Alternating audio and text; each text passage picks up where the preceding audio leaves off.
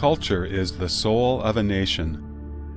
The spiritual factors or culture are as important to mankind as the physical factors, such as the races of the people and the land itself.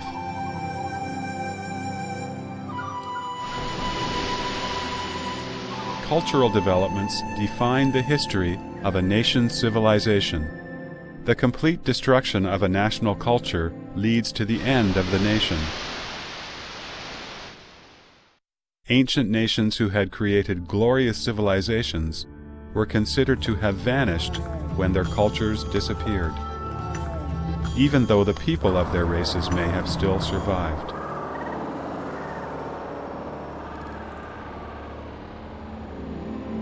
When the French anthropologist Champollion painstakingly studied the Rosetta Stone from ancient Egypt, when archaeologists discovered the mud and clay writing tablets of ancient Babylonia, when people could only imagine the Halabi culture of ancient India from historical remains, when scientists were wondering about the scientific achievements that may have surpassed the ancients and amazed contemporaries in the Muse Museum, which was burnt down by Caesar's expeditionary forces, when scholars were studying the culture of the lost city of Atlantis, which Plato described in his dialogues but is now buried at the bottom of the ocean, our thoughts turned to China.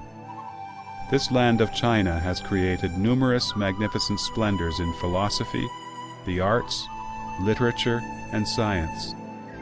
It is the only country in the world whose ancient civilization has been passed down continuously for over 5,000 years.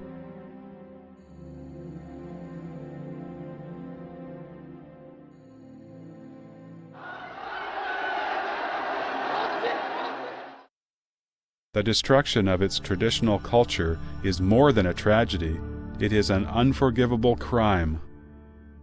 85 years ago, when the Chinese Communist Party was established, the crime began. The Communist Party has an intrinsic hostility towards Chinese traditional culture. It struggles against the Chinese culture with a life and death hysteria, insatiable anger, and violence. After the CCP came to power, its struggle against traditional culture became more sophisticated and systematic. Mao Zedong once said, fittingly, that he follows neither the Tao nor heaven.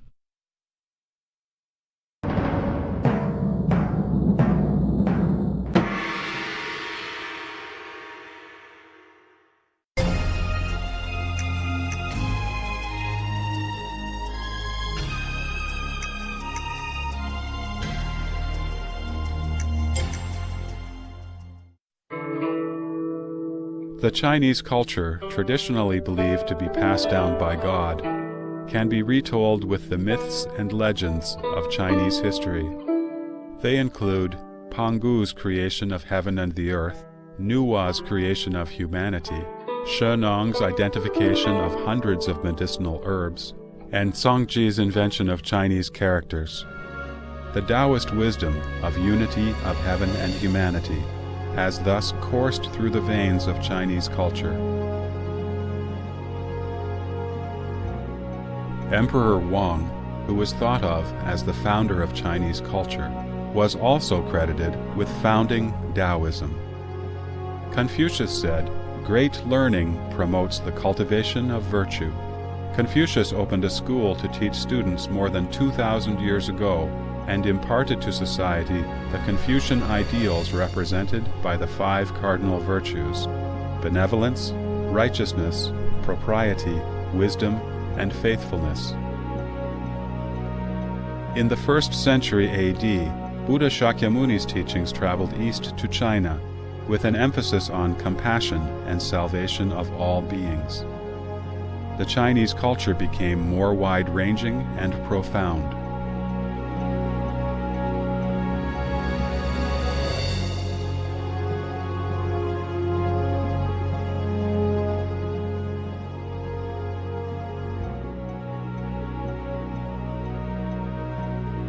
Buddhism and Taoism established Chinese people's macroscopic understanding of the universe, life, and the human body.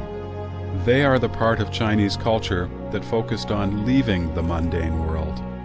The influence of Buddhism and Taoism can be found to penetrate all aspects of people's lives. Chinese medicine, Qigong, Feng Shui, and divination are all rooted in Taoism. The well-known concepts of a heavenly kingdom and hell, the karmic rewards of good meeting with good and evil meeting with retribution, all of these came from Buddhism. Confucianism, on the other hand, is the part of traditional Chinese culture that focused on entering the mundane world. The profound influence of Taoism on Confucianism can be seen in such Confucian sayings as, "Aspire to the Tao, align with virtue, abide by benevolence, and immerse yourself in the arts," and, "If one hears the Tao in the morning, one can die without regret in the evening." Confucianism emphasized family-based ethics, in which filial piety, or the concept of loyalty to one's parents and family, played an extremely important role, teaching that all kindness starts with filial piety. Confucius advocated benevolence, righteousness, propriety, wisdom, and faithfulness, but also said, "Aren't filial piety and brotherly love the roots of benevolence?" Family-based ethics can be naturally extended to guide social morality. Filial piety can be extended to the people's loyalty to the monarch. Confucius said, "It is seldom that a person with filial piety and brotherly love will be inclined to offend those above. Brotherly love is the relationship among brothers, and it can be further extended to righteousness and justice among friends." Confucians teach that in a family, a father should be kind, a son filial, an older brother friendly, and a younger brother respectful. Here, fatherly kindness can be further extended to benevolence of the monarch toward his subordinates.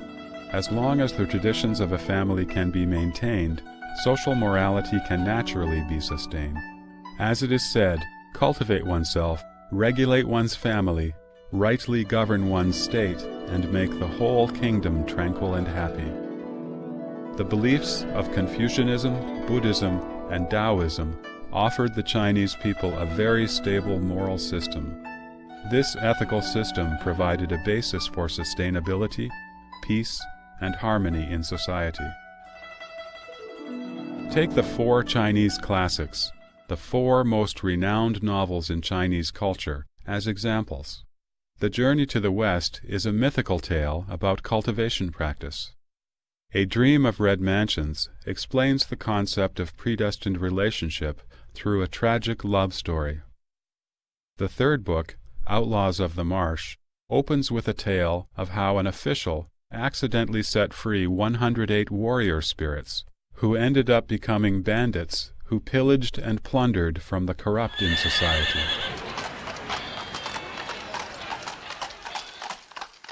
The 4th book, 3 Kingdoms, begins with a heavenly warning of a disaster and ends with the inescapable conclusion that everything is God's will.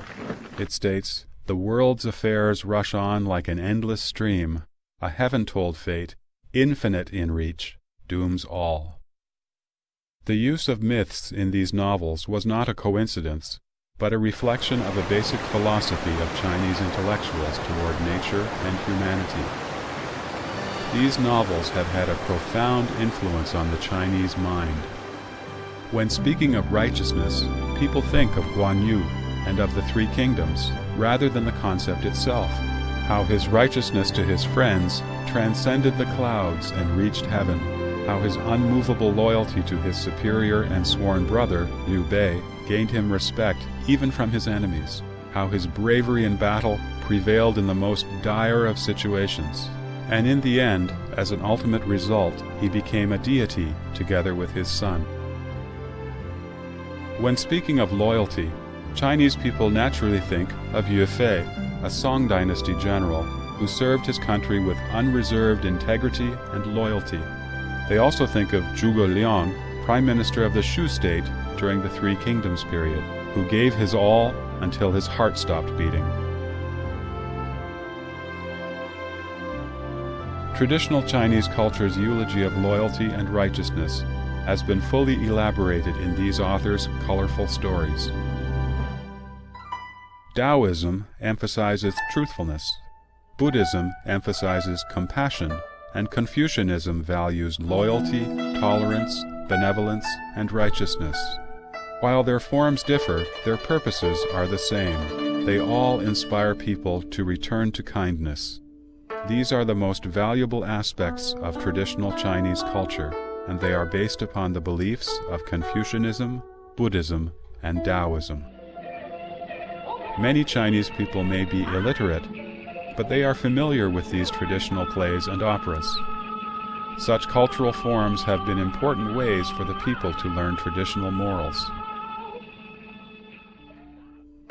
In Chinese history, traditional culture reached its peak during the prosperous Tang Dynasty, coinciding with the height of the Chinese nation's power. Science was also advanced and enjoyed a unique reputation among all nations. Scholars from Europe, the Middle East, and Japan came to study in Chang'an, the capital of the Tang Dynasty. Countries bordering China took China as their suzerain state. Tens of thousands of countries came to pay tribute to China, even though they might have to be translated multiple times and clear successive customs. After the Qin dynasty, China was often occupied by minority groups. This also happened during the Sui, Tang, Yuan, and Qing dynasties, and at other times when ethnic minorities established their own regimes. Nevertheless, almost all these ethnic groups were assimilated to the Chinese ways. This shows the great integrative power of Chinese traditional culture.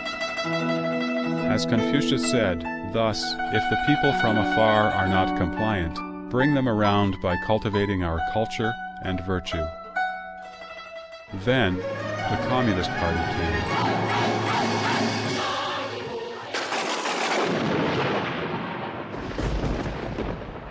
It wanted struggle and attempted to eradicate from people's mind both the Tao and heaven that shadowed above it.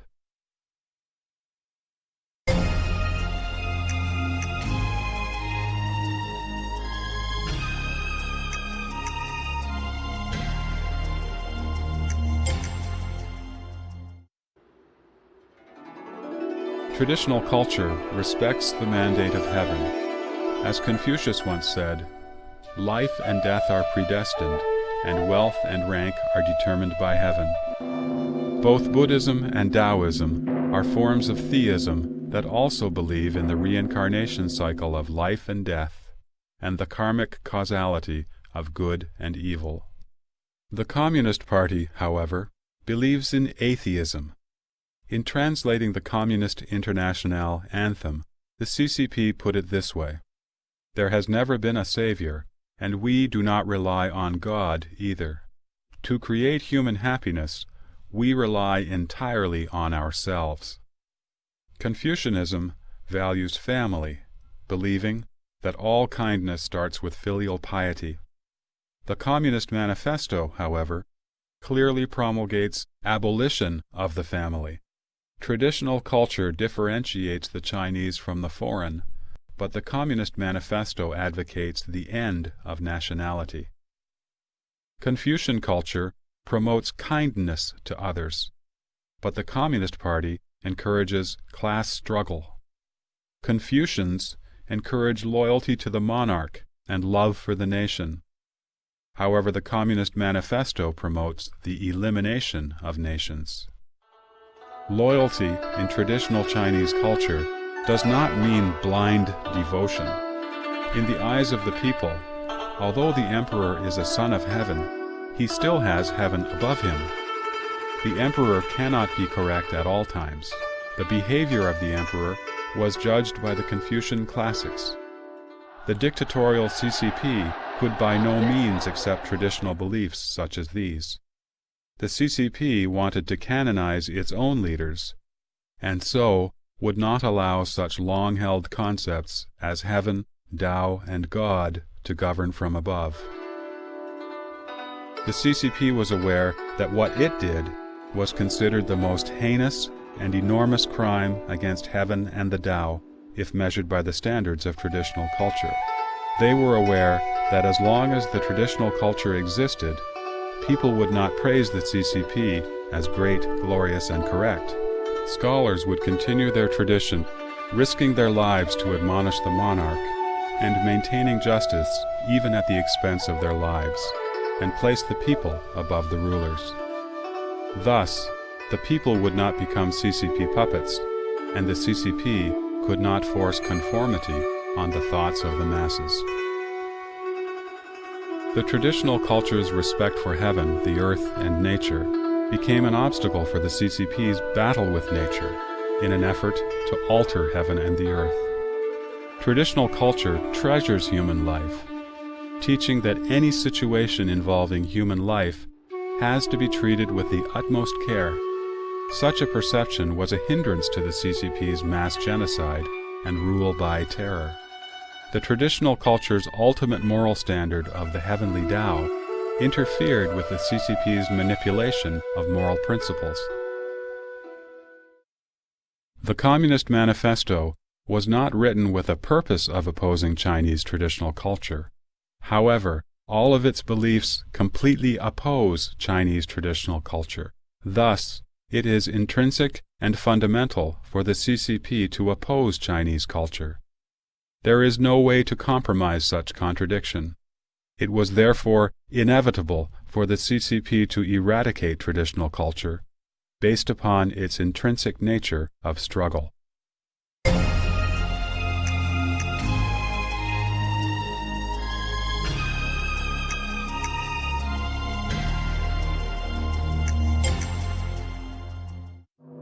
Since traditional culture is rooted in Confucianism, Buddhism, and Taoism, the CCP's first step in destroying traditional culture was to extinguish the manifestation of the divine principles in the human world, eradicating the three religions corresponding to them.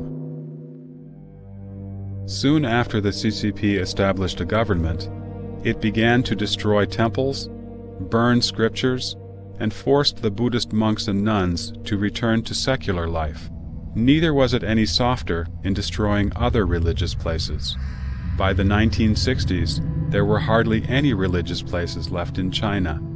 The Cultural Revolution brought even greater religious and cultural catastrophe in the campaign to cast away the four olds: old ideas, old culture, old customs, and old habits. For example, the first Buddhist temple in China was the White Horse Temple, built in the early Eastern Han Dynasty outside Luoyang City in Henan Province. It is honored as the cradle of Buddhism in China, and also as the founder's home. During the campaign to cast away the four olds, the White Horse Temple, of course, could not escape looting. The following passage comes from the book How Many Cultural Relics Were Committed to Flames? The book says, "There was a village near the temple. The party branch secretary led peasants to smash the temple in the name of revolution. The over 1,000-year-old clay statues of the 18 Arhats, built in the Liao dynasty, were destroyed. The Baiyu scripture that an eminent Indian monk brought to China 2,000 years ago was burned. A rare treasure, the jade horse, was smashed to pieces." Several years later, Cambodian king in exile, Norodom Sihanouk, made a special request to pay homage to the White Horse Temple. Zhou Enlai, the Chinese premier at the time, hurriedly ordered that the Baiyu scripture, stored in the imperial palace in Beijing, and that the statues of the 18 Arhats from the Temple of Azure Clouds, from Xiangshan Park near Beijing, all be transported immediately to the White Horse Temple. With these bogus replacements, a diplomatic difficulty was solved. The Cultural Revolution began in May 1966. It was, in fact, revolutionizing Chinese culture in a destructive way. Starting in August 1966, the raging fire of the campaign to cast away the four olds burned the entire land of China. Regarded as objects of feudalism, capitalism, and revisionism, the Buddhist temples, Taoist temples, Buddha statues, Historical and scenic sites, calligraphy, paintings, and antiques became the main targets for destruction by the Red Guards. Take the Buddha statues, for example. There are 1,000 colored, glazed Buddha statues in relief on the top of Longevity Hill at the Summer Palace in Beijing. After the campaign to cast away the Four Olds, they were all damaged. None of them has a complete set of the 5 sensory organs any longer. The capital of the country was like this, and so was the rest of the country. The Luoguan Temple, where Lao Tzu gave his lecture and left his famous Tao Te Ching 2,500 years ago, is situated in the Zhouzhi County of Shanxi Province. Centered on the platform where Lao Tzu lectured, within a radius of 3 miles, there are over 50 historical sites. The Luoguan Temple and the other historical sites have now been destroyed, and all the Taoist priests have been forced to leave. According to the Taoist canon, once one becomes a Taoist priest, one can never shave one's beard or have one's hair cut. However, Taoist priests are now forced to have haircuts, to take off their Taoist robes, and to become members of people's communes. Some of them married daughters of the local peasants and became their sons-in-law.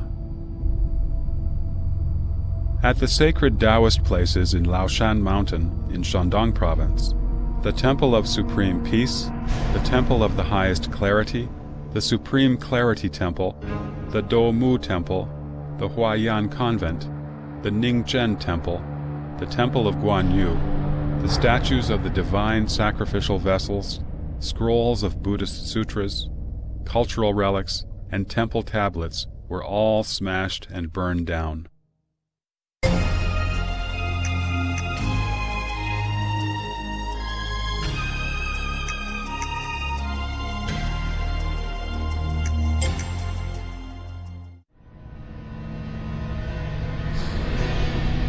In the campaign to cast away the Four Olds, many one-of-a-kind books, calligraphies, and paintings that had been collected by intellectuals were committed to fire.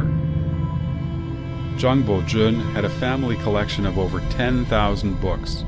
The Red Guard leaders used them to make a fire to warm themselves. What was left was sent to paper mills and shredded to paper pulp.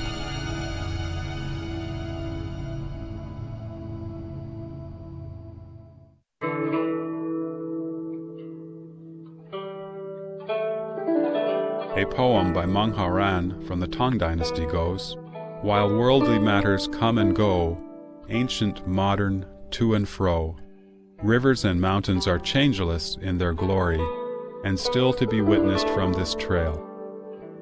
If today Chinese people were still to remember some of their history, they would probably feel differently when they recite this poem. Cultural relics, as the essence of Chinese culture, have been inherited and accumulated over several thousand years. Once destroyed, they cannot be restored. Experiences like that of Zhang Bojun are countless all over China. Rarely any relics and historic sites could escape such catastrophe. When we sighed over the old summer palace being burned down by the Anglo-French Allied force, when we sighed over the monumental work of the Yongle Encyclopedia being destroyed by invaders' flames of war, how could we have anticipated that the destruction caused by the CCP would be so much more widespread, so much more long-lasting, and so much more thorough than that caused by any invaders?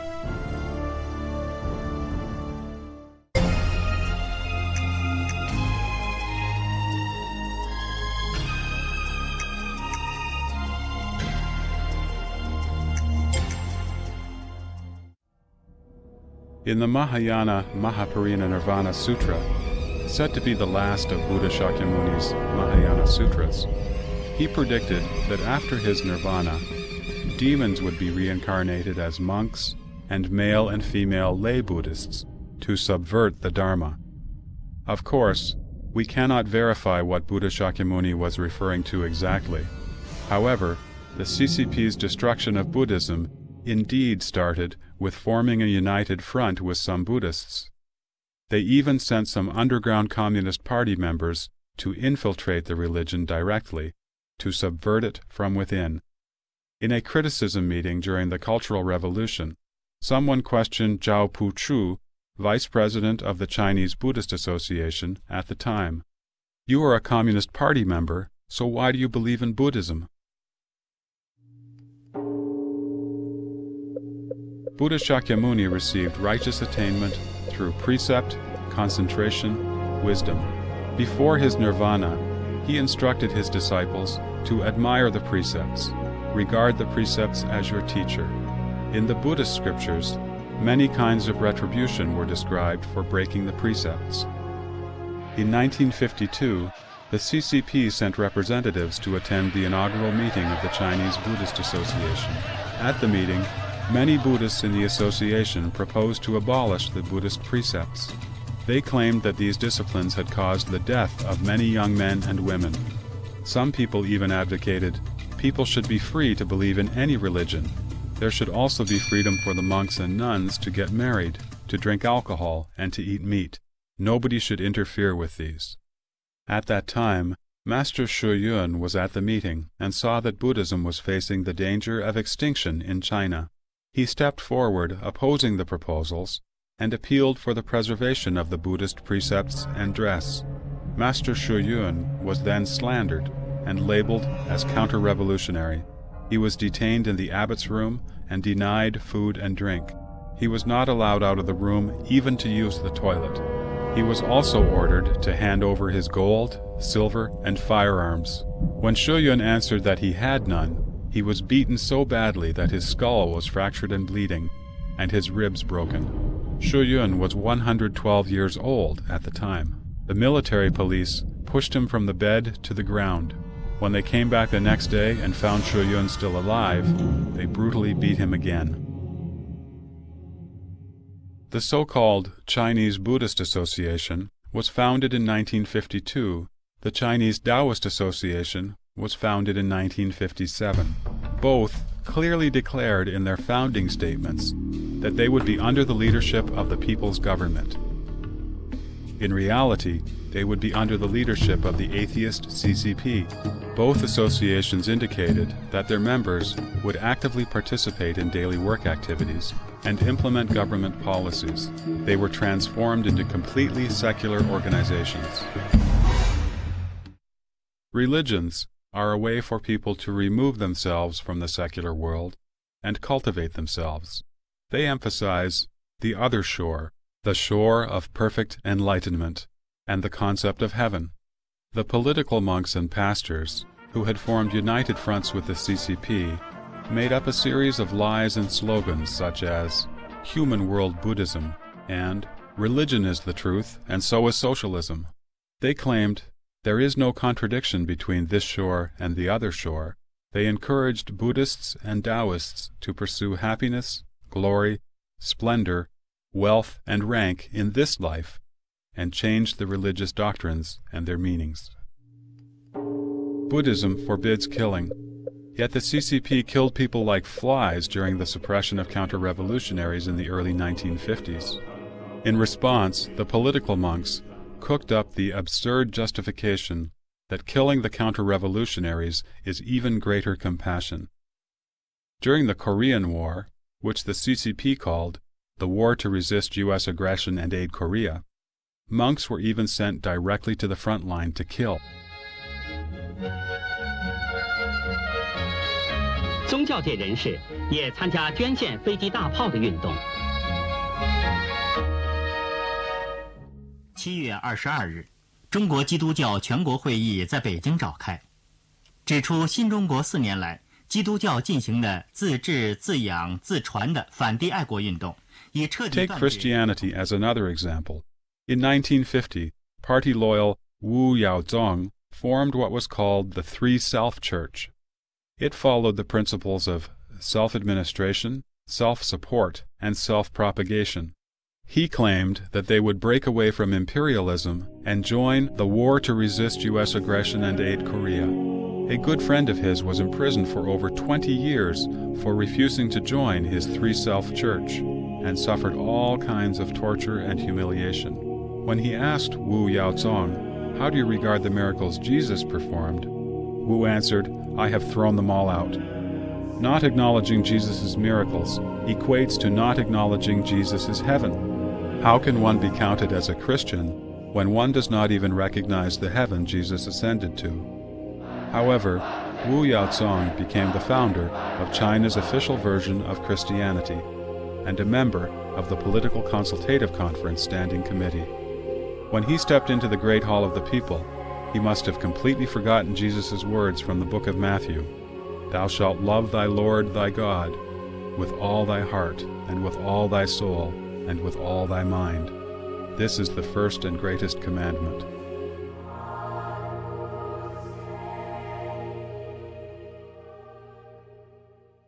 The CCP confiscated temple property, forced monks and nuns to study Marxism and Leninism, brainwashed them, and even forced them to hard labor. What is even more absurd is that the CCP encouraged monks and nuns to get married so as to disintegrate Buddhism. For example, just before the March 8 Women's Day in 1951, the Women's Federation in Changsha City, Hunan Province, ordered all nuns in the province to make up their minds to get married in just a few days.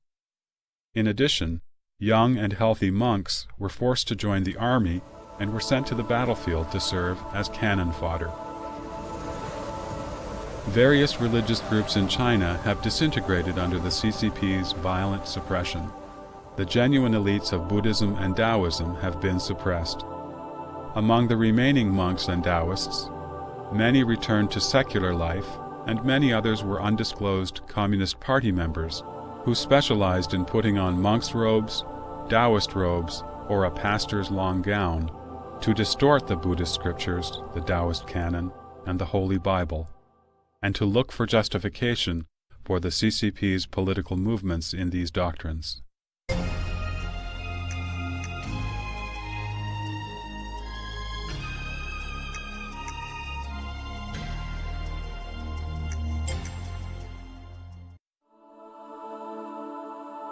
The last step in destructing a belief and culture is to insult it so that people despise it from then on, preventing it from ever being restored. The CCP considered the traditions of the Hui Muslim group to be one of the four olds: old thought, culture, tradition, and habit. Therefore, it forced the Hui people to eat pork. Muslim peasants and mosques were required to raise pigs, and each household had to furnish 2 pigs to the country every year. The Red Guards even forced the second highest living Tibetan Buddha, the Panchen Lama, to eat human excrement. They ordered 3 monks from the Temple of Bliss, located in Harbin City, Heilongjiang Province, which is the biggest Buddhist temple built in modern times, to hold a poster board that said, "The hell with sutras, they are full of shit." In 1971, the CCP started a frantic movement to criticize Confucius. An author, who wrote under the pen name Liang Xiao, published an article in The Red Flag, the CCP's foremost magazine, entitled, "Who is Confucius?" The article described Confucius as a madman who wanted to turn history backward, and a deceptive and shrewd demagogue. A series of cartoons and songs followed, demonizing Confucius. In this way, the dignity and sacredness of religion and culture were annihilated.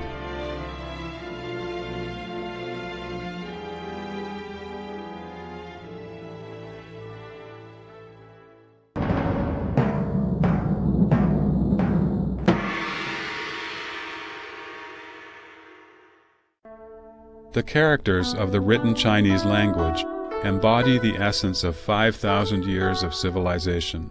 Each character's form and pronunciation, and the idioms and literary allusions composed of combinations of the characters, express profound cultural meanings.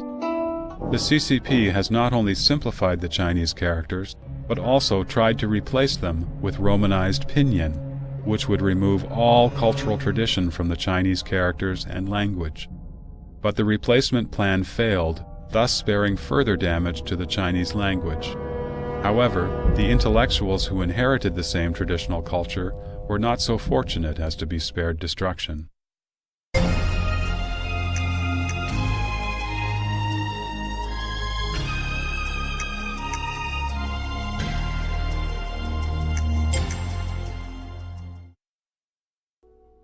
Before the CCP gained power in 1949, China had about 2 million intellectuals.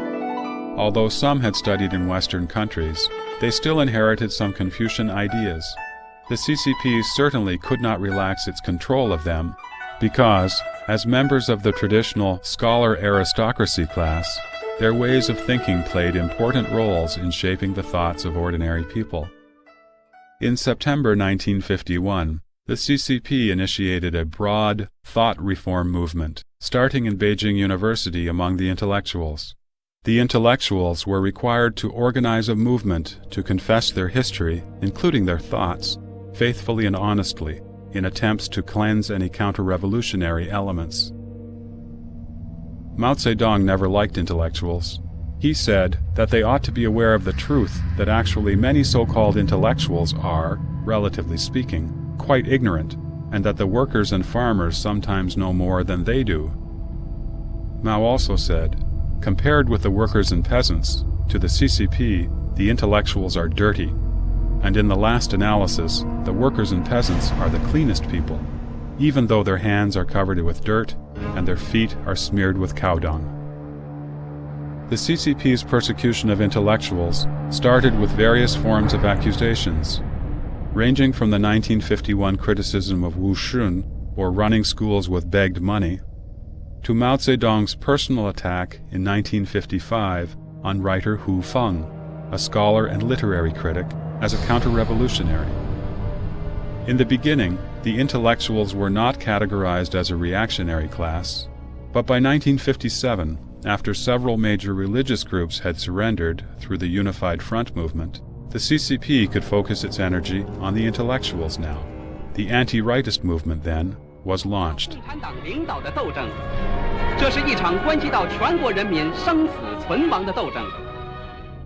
At the end of February 1957, claiming to let 100 flowers bloom and 100 schools of thought contend, the CCP called on intellectuals to voice their suggestions and criticisms of the party, promising no retaliation. These intellectuals had been dissatisfied with the CCP for a long time for its ruling in every field, even though it was a layman in those fields, and its killing of innocent people during the movement to suppress counter-revolutionaries in 1950 to 1953, and the movement to eliminate counter-revolutionaries in 1955 to 1957. They thought that the CCP had finally become open-minded, so they began to speak their true feelings, and their criticism grew more and more intense. Many years later, there are still many people who believe that Mao Zedong only started to attack the intellectuals after becoming impatient with their overly harsh criticisms. The truth, however, turned out to be different. On May 15, 1957, Mao Zedong wrote an article entitled, "Things Are Beginning to Change," and circulated it among senior CCP officials. The article said, "In recent days, the rightists have shown themselves to be most determined and most rabid. The rightists, who are anti-communist, are making a desperate attempt to stir up a typhoon above Force 7 in China, and are so bent on destroying the Communist Party." After that, the officials who had been indifferent to the Let 100 Flowers Bloom and 100 Schools of Thought Contend campaign suddenly became enthusiastic and earnest. In her memoir, The Past Doesn't Disappear Like Smoke, Zhang Bojun's daughter recounted the following. Li Weihan, minister of the United Front Work Department, called Zhang Bojun in person to invite him to a so-called rectification meeting to offer his opinion about the CCP. Zhang was arranged to sit on a front-row sofa. Not knowing this to be a trap, Zhang articulated his criticisms of the CCP. During the whole course, Li Weihan appeared relaxed. Zhang probably thought Li agreed with what he said. What he didn't know was that Li was pleased because he saw his prey falling into the trap. After the meeting, Zhang was classified as the #1 rightist in China. We can cite a string of dates that marked proposals or speeches delivered by intellectuals offering criticism and suggestions. Zhang Bozhen's Political Design Institute on May 21st, Long Yun's Absurd Anti-Soviet Views on May 22nd, Luo Longji's Redressing Committee on May 22nd, Lin Xiling's speech on criticizing the CCP's feudalistic socialism at Beijing University on May 30th, Wu Zhuguang's The Party Should Stop Leading the Arts on May 31st, and Chu Anping's The Party Dominates the World on June 1st. All these proposals and speeches had been invited and were offered after Mao Zedong had already sharpened his butcher's knife. All of these intellectuals, predictably, were later labeled rightists. There were more than 550,000 of them nationwide.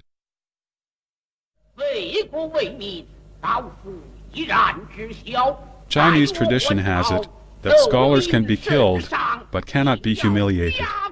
The CCP, however, was capable of humiliating intellectuals, depriving their right to make a living, and even incriminating their families unless they accepted humiliation. Many intellectuals did surrender. During the course, some of them turned in others to save themselves, which broke many people's hearts. Those who did not submit to humiliation were killed, serving as examples to terrorize the others. Thus, the intellectuals, the traditional scholarly class, the exemplars of social morality, were obliterated. Mao Zedong said, "What can Emperor Qin Shi Huang brag about? He only killed 460 Confucian scholars, but we killed 46,000 intellectuals. In our suppression of counter-revolutionaries, didn't we kill some counter-revolutionary intellectuals as well?" I argued with the pro-democratic people, who accused us of acting like Emperor Qin Shi Huang. I said they were wrong. We surpassed him by 100 times. Indeed, Mao did more than kill the intellectuals. Even worse, he destroyed their minds and hearts.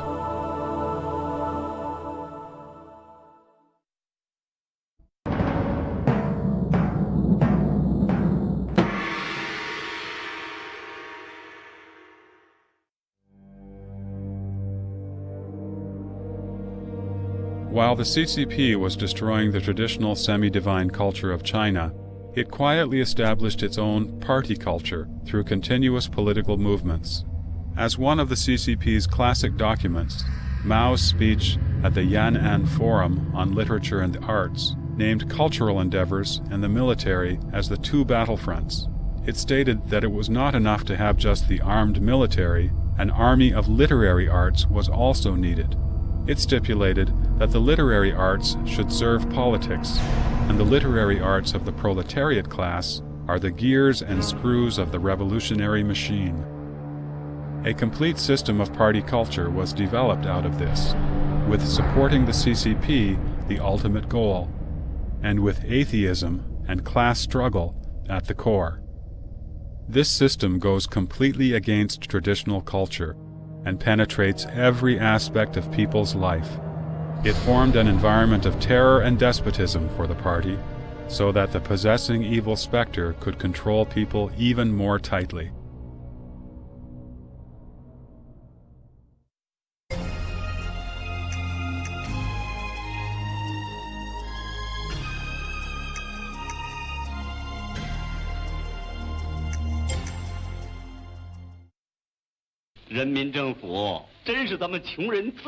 One of the important roles of the party culture is to eulogize the CCP dictatorship and its values of atheism and class struggle.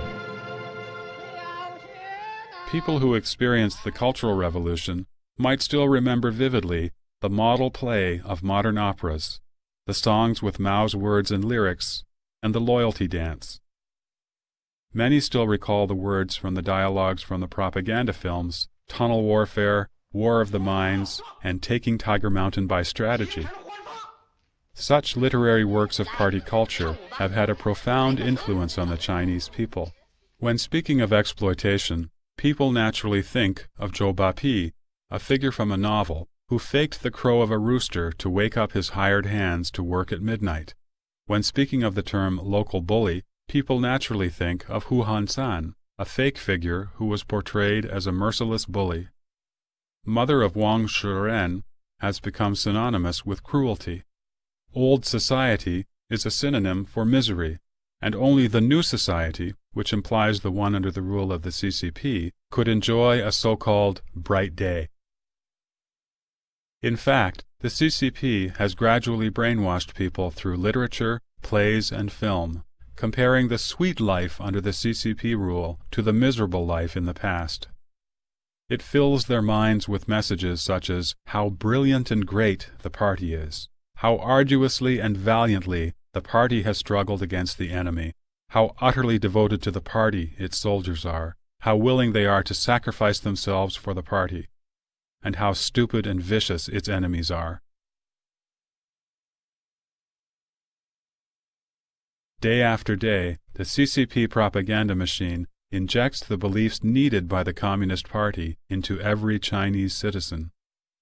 Today, if one went back to watch the epic poem of musical dance, The East is Red, one would realize that the entire theme and style of the show is about killing, killing, and more killing.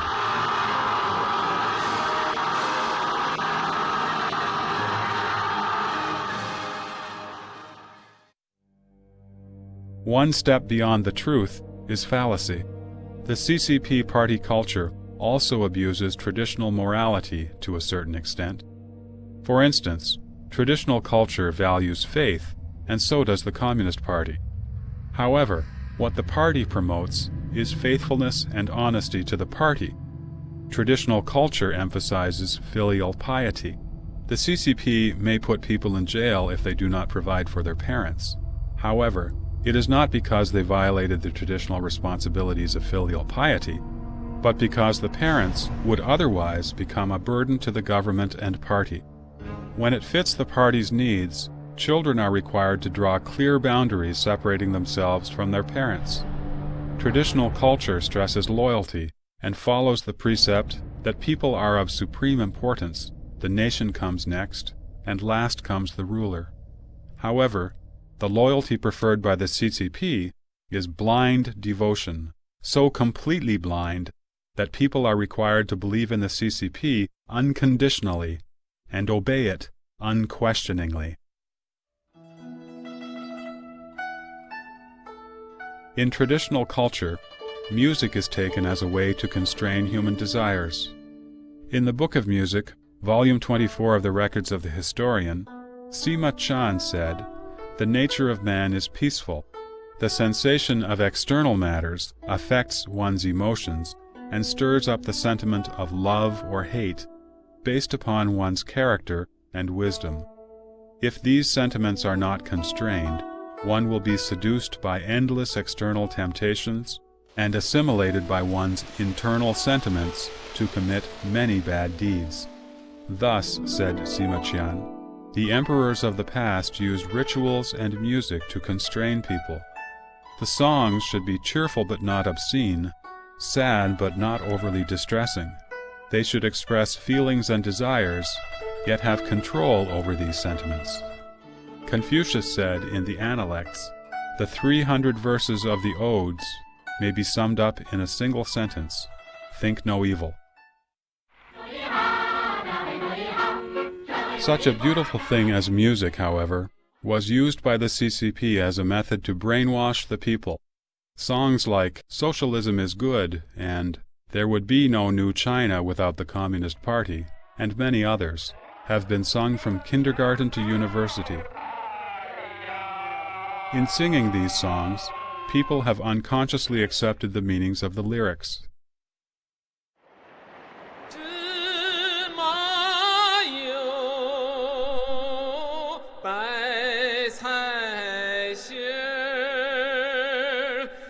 Further, the CCP stole the tunes of the most melodious folk songs and replaced them with lyrics that praise the party. This has served both to destroy traditional culture and to promote the party.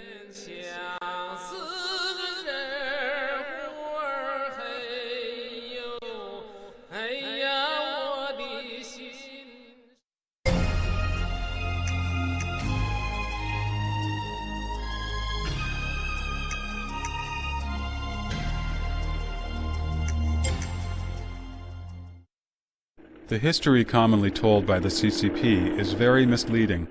It not only promotes the CCP, but also distorts history. For example, the CCP called the civil war that overthrew the nationalist government the Liberation War. It referred to the post-1949 period as the period following the founding of the nation, when in reality, China existed long before that. The CCP simply established a new political regime. The 3-year-long Great Famine was called 3 years of natural disaster, when in fact it was not at all a natural disaster, but rather a completely man-made calamity. However, upon hearing these words used in everyday life and being imperceptibly influenced by them, people unconsciously accepted the ideologies that the CCP intended to instill in them. The CCP also abused religious vocabulary and distorted the meanings of those terms. For instance, enlightenment in religion refers to a cultivator's enlightenment to the true meaning of life and to return to his true self. However, the CCP changed it to mean the extent of understanding of the party and its rules and policies. At the same time, the CCP has created its own system of speech and discourse. Party conferences have always begun successfully and ended satisfactorily. Meetings with foreign officials are always conducted in a so-called cordial and friendly atmosphere. Party resolutions are always firmly supported and thereafter are followed and implemented by the people. The use of the abusive language in mass criticism, flattering words to sing the praises of the party, and the banal official formalities such as those contained in the party's 8-part essay lead people to speak unconsciously with thinking patterns that promote the concept of class struggle and extol the party.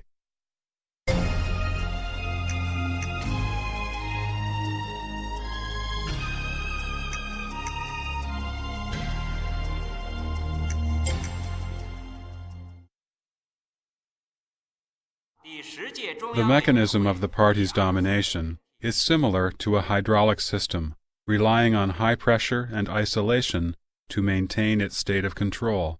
Even one tiny leak could cause the system to collapse. So, despotism and dictatorship are the nature of the party culture, serving its goal of political and class struggle, and subtly influencing people's internal psyche and external behavior. 下面给您预告一下本台今天第3次播音时间所要播出的节目内容。18点20分。 Since people have no freedom of thought, speech, association, or belief, and are forced to be consistent with the party's central committee, the culture of the Communist Party is that of a monopoly.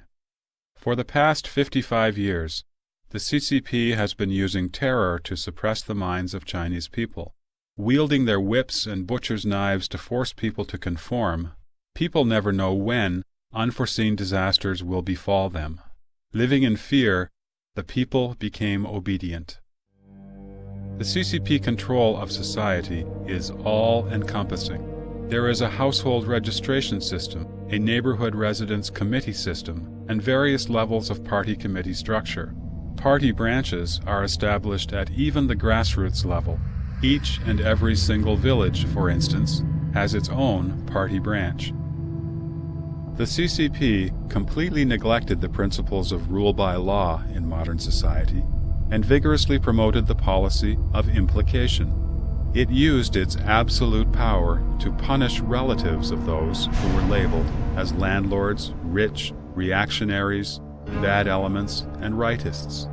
It proposed the class origin theory that one's nature was determined by the class into which one was born. Today, if a Falun Gong practitioner appeals, his family members, his fellow employees, and leaders of the company where he works, and even leaders in the province and city where he resides, are implicated.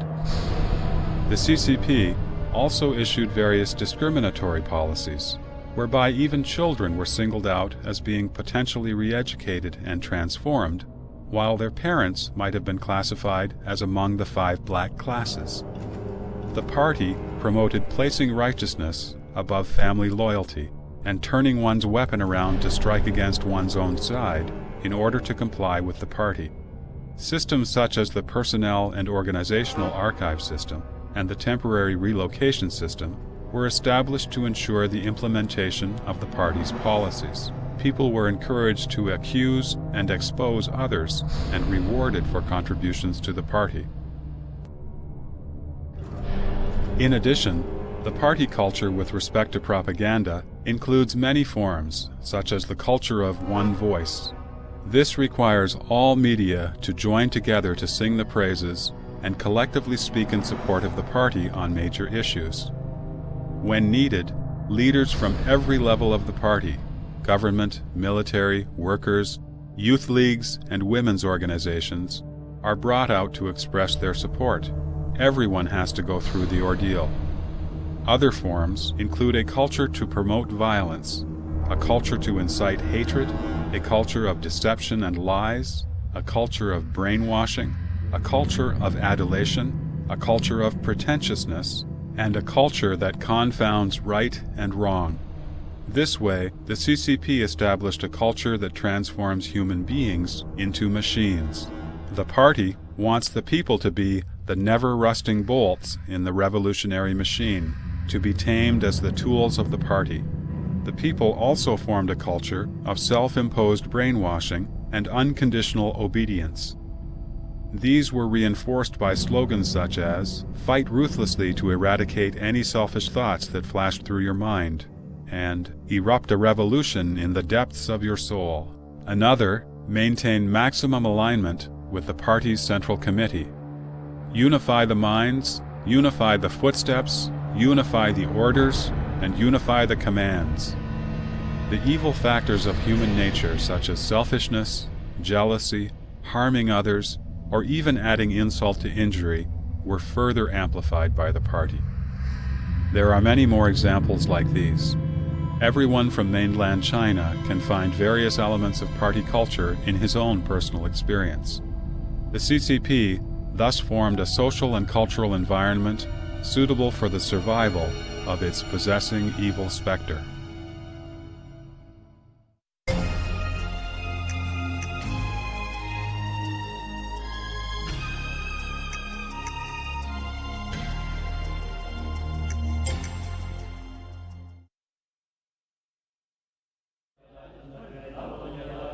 After the CCP adopted the policy of economic reform and opening up, it renovated many churches as well as Buddhist and Taoist temples. It organized temple fairs, built up various folk customs, and established national cultural villages in China. It also organized major cultural fairs and exhibitions of archaeological relics overseas. Many kinds of local opera, folk arts and crafts, as well as Chinese paintings, calligraphy, and cuisine, seemed to be extensively promoted and developed. They appeared to be glorious and vied with each other for glamour.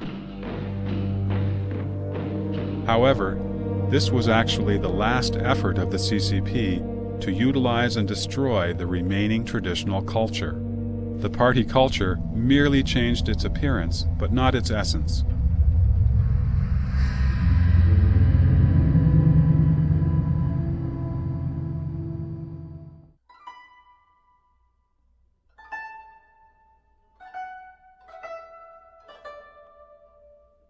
Chinese culture has a divine meaning in it. For instance, the science in ancient China directly studied things like the human body, life, and the universe. Take Chinese medicine as an example. As documented in medical texts, most of the great physicians had supernatural abilities. When Dr. Bian Che met Cai Huanggong, he knew what illness he had just by looking at his complexion.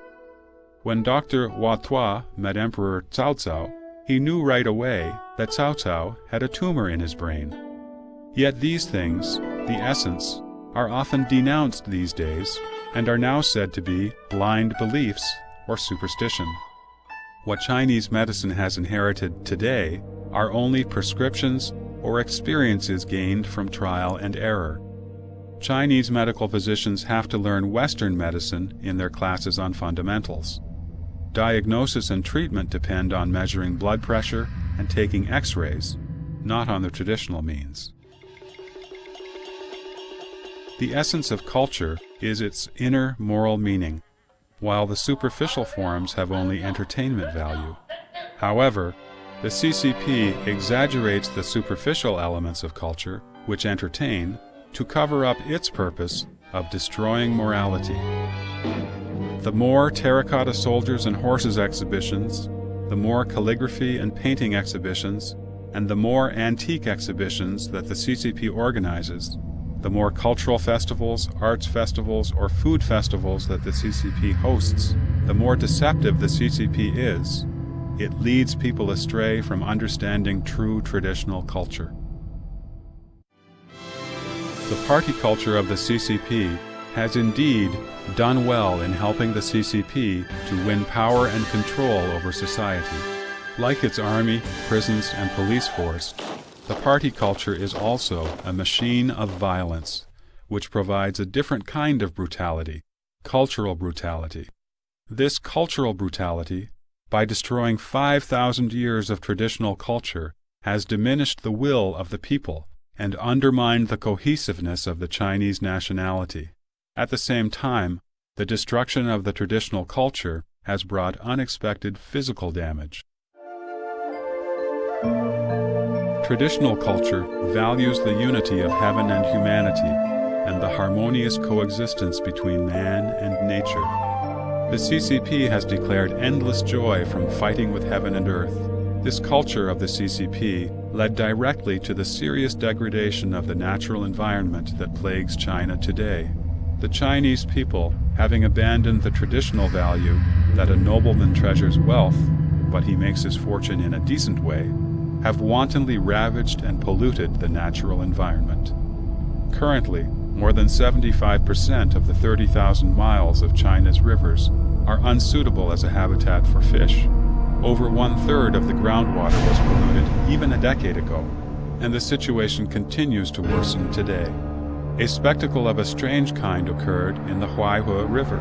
A little child playing in the oil-filled river created a spark that, upon striking the surface of the river, lit a flame almost 20 feet high.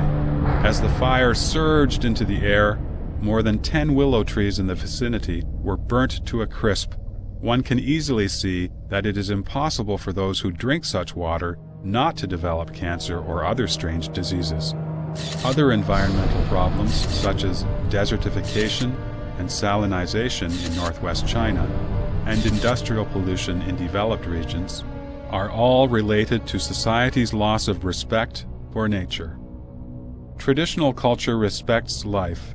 The CCP urges that revolt is justifiable and that struggle with human beings is full of joy. In the name of revolution, the party could murder and starve to death tens of millions of people. This has led people to devalue life, which then encourages the proliferation of fake and poisonous products in the marketplace. In Fuyang City of Anhui Province, for example, many healthy babies developed short limbs, thin and weak bodies, and enlarged heads during their lactation period. The disease was caused by poisonous milk powder made by black-hearted and greedy manufacturers. 据统计，有13名儿童由于营养不良并发症死亡。 For food, some people feed crabs, snakes, and turtles with hormones and antibiotics. They mix industrial alcohol with drinking wine. They polish rice using industrial oil and whiten bread flour with industrial brightening agents. For 8 years, a manufacturer in Henan Province produced thousands of tons of cooking oil every month using materials containing carcinogens, such as waste oil, oil extracted from leftover meals, or industrial byproducts that contained residual oils.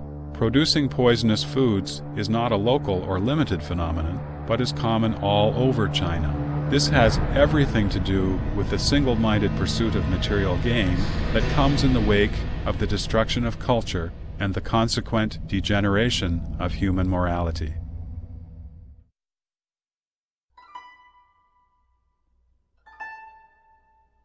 Unlike the absolute monopoly and exclusivity of the party culture, the traditional culture has a tremendous integrative capacity. During the prosperous Tang Dynasty, Buddhist teachings, Christianity, and other Western religions coexisted harmoniously with Taoist and Confucian thought. Authentic Chinese traditional culture would have kept an open and tolerant attitude toward modern Western civilization. What are known as the Four Tigers of Asia, Singapore, Taiwan, South Korea, and Hong Kong, have created a new Confucian cultural identity. Their soaring economies have proven that traditional culture is not a hindrance to social development. At the same time, authentic traditional culture measures the quality of human life on the basis of happiness from within rather than material comfort from without. A famous poet in China's history, Han Yu, said, "I would rather have no one blame me behind my back than have someone praise me to my face. I would rather have peace in mind than have comfort in body." Dao Yuanming, another great poet, lived in poverty, but he kept a joyful spirit and, in his own words, enjoyed picking asters beneath the eastern fence and gazing upon the southern mountain in the distance.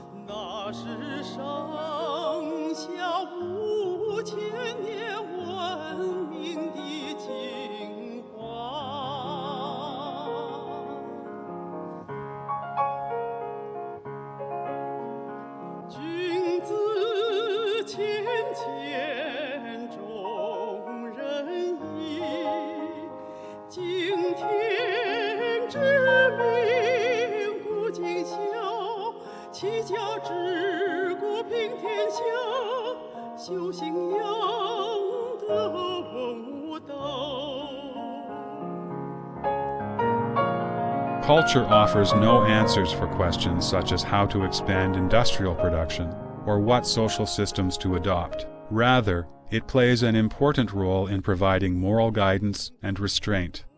The true restoration of traditional culture will require the recovery of humility toward heaven and toward the earth and nature, of respect for life and awe before God.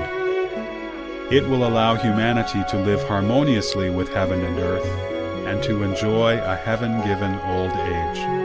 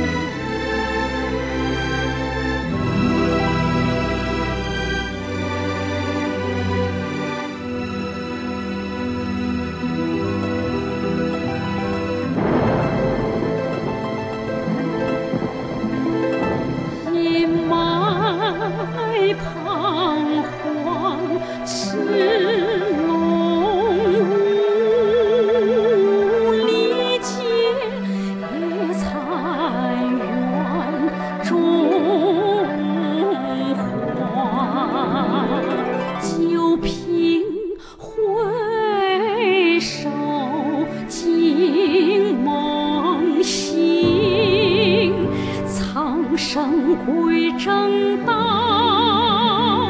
江山复清明，苍生归正道。